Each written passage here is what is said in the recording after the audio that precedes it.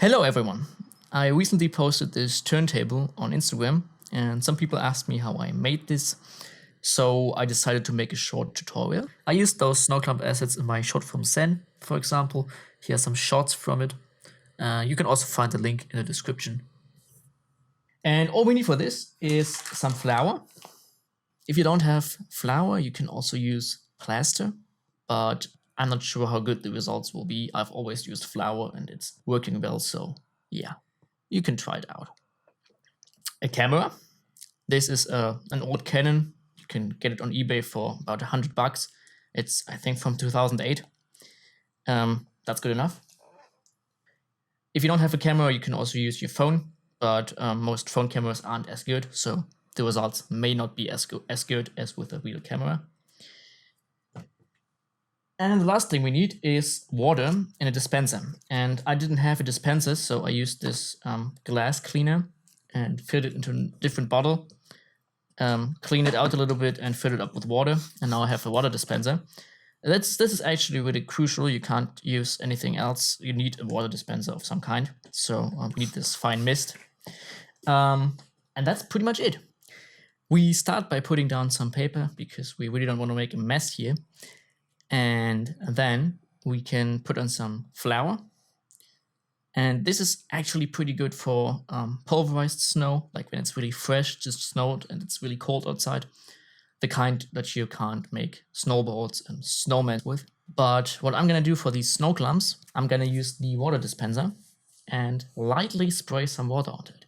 Don't overdo this here. 2 or 3 sprays, and then you're gonna mix it with your hands. And repeat that until you've got some slightly clumpy but still pulvery flour. And you can always test out how well the consistency is. If you can form clumps with your hands like this, and they stick and keep their form, then it's pretty much good to go. And don't worry, you can always destroy the clumps and make new ones. It's a very flexible process. And don't overdo the water here.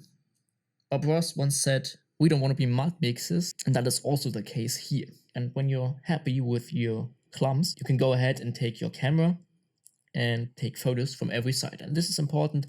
You have to cover every side or you will have holes in your mesh, because we are going to use a process called photogrammetry, which computes a 3D model out of pictures, but it needs every single angle. So we now have many different photos from many different angles.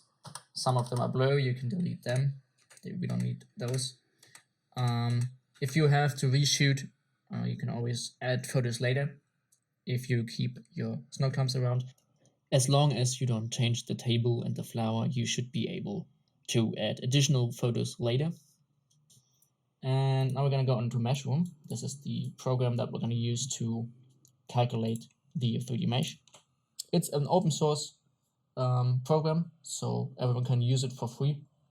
There are also some slightly better alternatives, but they are paid, so they have some subscriptions stuff. So yeah, I'm going to use Meshroom. I'm going to drag in these pictures just here, and it's going to initialize the cameras and stuff. And you can do a lot of stuff down here. You can add nodes and stuff, but you basically don't really need this at the moment. You can just start up here, and it will prompt you to save it somewhere, which you can do, or you can continue without saving. And it's gonna run through and calculate all these nodes. This creates a point cloud.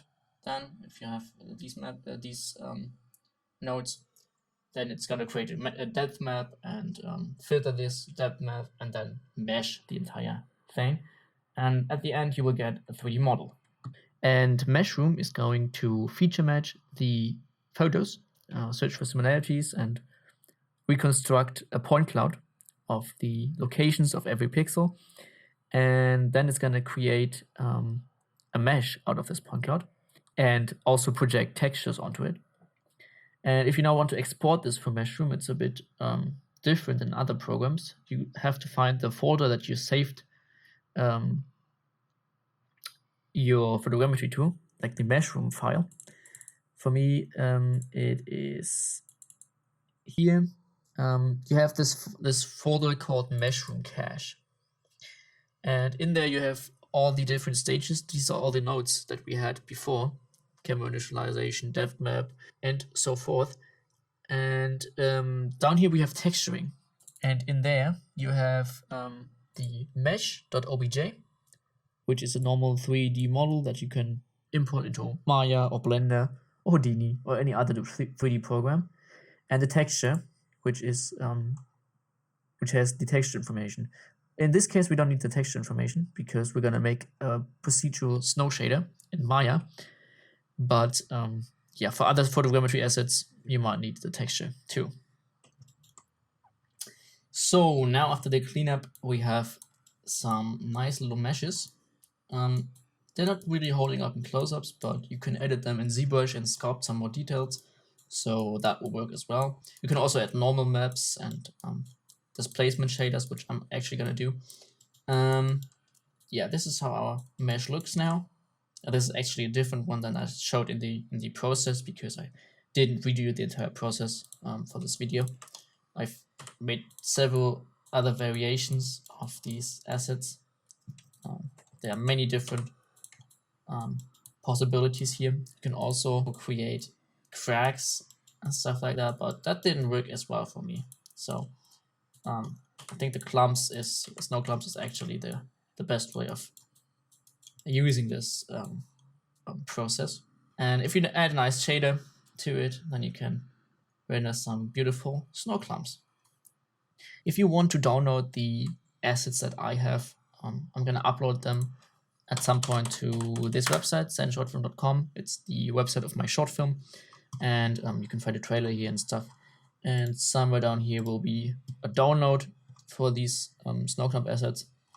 I don't really know when I will find the time to do this, but I'm gonna put a link in the comments. I'm gonna pin it, so you can find it there. All right, that's pretty much the process for creating photogrammetry snow clumps. If you have actually snow outside, that's even better. You can go outside, take pictures of real snow, but this pretty much works as a nice little hack to fake a snow effect. I hope this video has been helpful to you, and if it did help you in any way, I would really appreciate a like. And yeah, you can comment if you have any different ideas or some tips that you want to share with the world. I would really appreciate hearing from you guys. So yeah, that's pretty much it. I want to thank you for watching, and I wish you a very great day. Bye bye.